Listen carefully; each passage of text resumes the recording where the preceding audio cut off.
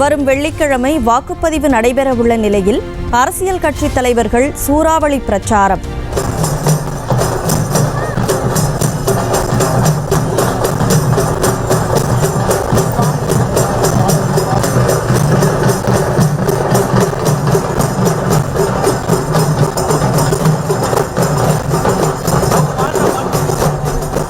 புதன்கிழமை மாலையுடன் பிரச்சாரம் நிறைவடைவதால் வேட்பாளர்கள் வாக்கு சேகரிப்பில் தீவிரம்.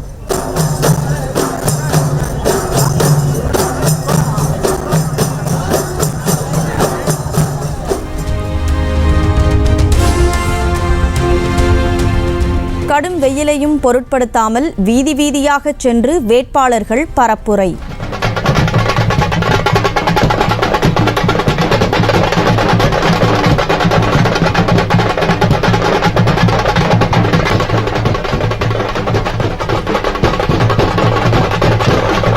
வாக்காளர்களை கவர விதவிதமான முறைகளில் சென்று வாக்கு சேகரித்தனர்.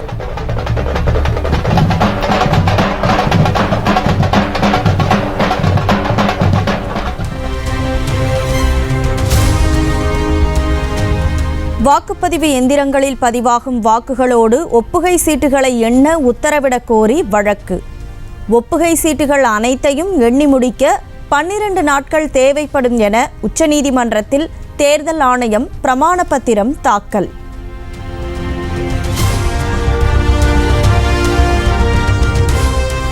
தேர்தல் பிரச்சாரம் ஓய்ந்த பிறகு சமூக வலைதளங்களில் வாக்கு சேகரித்தால் 2 ஆண்டுகள் சிறை தண்டனை. வாட்ஸ்அப், ஃபேஸ்புக், ட்விட்டர், இன்ஸ்டாவிலும் புதன்கிழமை மாலை 6 மணி வரை மட்டுமே பிரச்சாரத்துக்கு அனுமதி.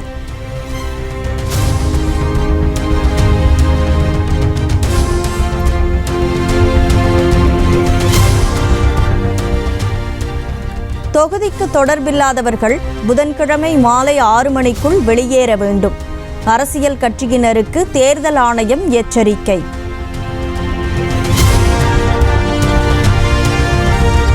திமுக தலைவர்கள் மற்றும் வேட்பாளர்களின் செல்போன்களை மத்திய அரசு ஒட்டு கேட்கிறது. இந்திய தலைமை தேர்தல் ஆணையத்தில் திமுக புகார்.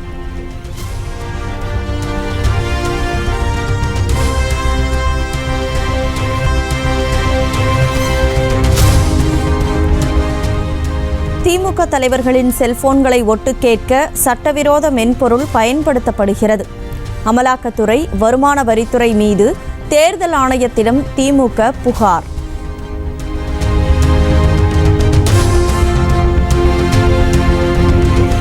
ஒவ்வொரு மாநிலத்தையும் நீதிக்காகவும் நிதிக்காகவும் நீதிமன்ற படியேற வைத்தவர்தான் பிரதமர் மோடி.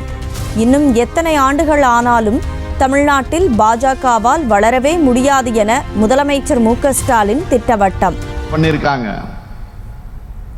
இப்படி ஒவ்வொரு மாநிலத்தையும் நிதிக்காகவும் நீதிக்காகவும் கோர்ட்டுப்படி ஏற விட்டவர் தான் பிரதமர் மோடி. இன்னும் எத்தனை வருஷம் ஆனாலும் தமிழ்நாட்டில் பாஜக வளரவே முடியாது.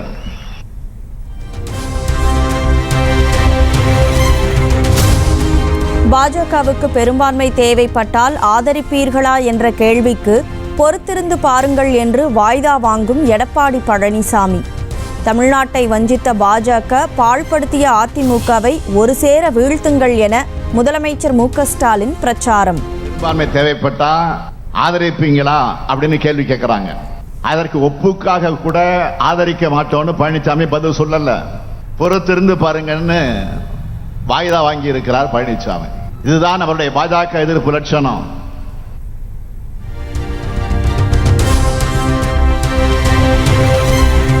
நமக்கு வாய்த்த அடிமைகள் மிக மிக திறமைசாலிகள் என்ற திரைப்பட வசனத்தை சுட்டிக்காட்டி இபிஎஸ் மீது விமர்சனம்.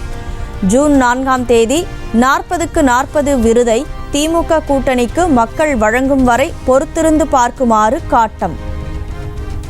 நான் ஒன்றிய அரசு கிட்ட அவார்டு வாங்கினேன், நீங்க ஏதாவது அவார்டு வாங்கினீங்களான்னு கேட்கிறாரு. உங்களுக்கு அவங்க கொடுத்த அவார்டு எதுக்கு தெரியுமா? நமக்கு வாய்த்த அடிமைகள் மிக மிக திறமைசாலிங்கன்னு அதுக்கேற்ற மாதிரி நீங்க இருக்கீங்கன்னு. பிஜேபி அரசு உங்களுக்கு அந்த அவார்டு கொடுத்துருக்கோம். நாங்க மக்கள் கிட்ட அவார்டு வாங்கி இருக்கிறோம். ஜூன் 4ஆம் தேதி 40க்கு 40 என்ற அந்த விருது. பழனிசாமி அவர்களை வெயிட் அண்ட் சீ.